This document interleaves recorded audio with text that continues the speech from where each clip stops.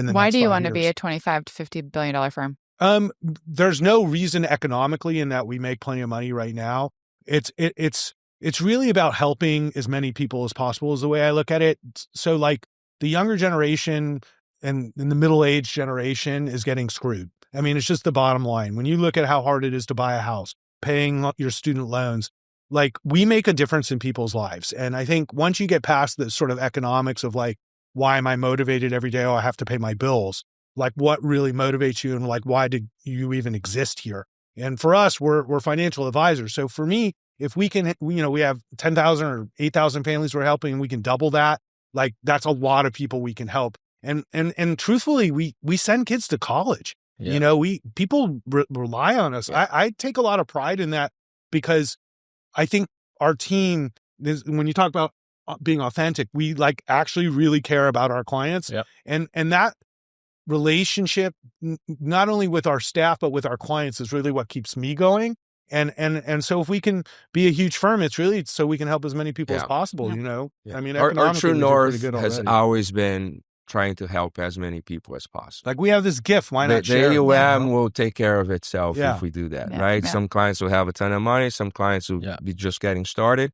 But, if we're helping people lead better lives and have, financial security and peace of mind, I mean, what a great job we have. Yeah, it's Truly. pretty cool. Yeah. And we've turned down a lot of offers from bigger firms that want to kind of gobble us. And we're like, no, that's not our goal, because we know the first thing that'll happen is they'll cut our services teams and they'll cut, back or want our advisors to get paid less or this or that. This is not what we're trying to do. We're not trying to maximize the outcome for us. We're trying to maximize the outcome for everybody. And I think if you do that, it works out pretty well for you, Hi, Tim. You and I have a lot of conversations, but recently I've been talking a lot about AI and sort of how that's going to impact and either accelerate or disrupt the industry. And you said even earlier today that you think at some point financial plans will all be created on ChatGPT. So how do you see the future of growth for Gerber Kawasaki in context of what I Ross think and all of Danilo us just shared? saw like how bad some of the technology in our space is, right? And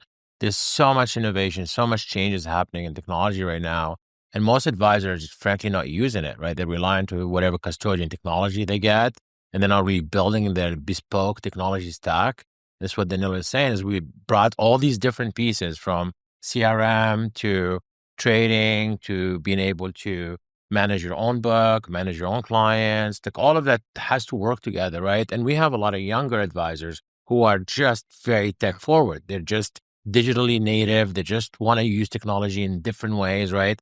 We have a lot of younger people who even think of technology different than me or Ross or Danilo, and they have ideas and they stepped up and they're like, hey, this is how it should be done. And then when you factor in AI, bring that in as a really an efficiency Enhancer. tool. Yeah, Right. enhancer. Right. Like, if you go to Kyle's office now, OpenAI is like right there. That's like the number one thing that he uses, right, for everything. He told me the other day, like he can't even send an email anymore by himself.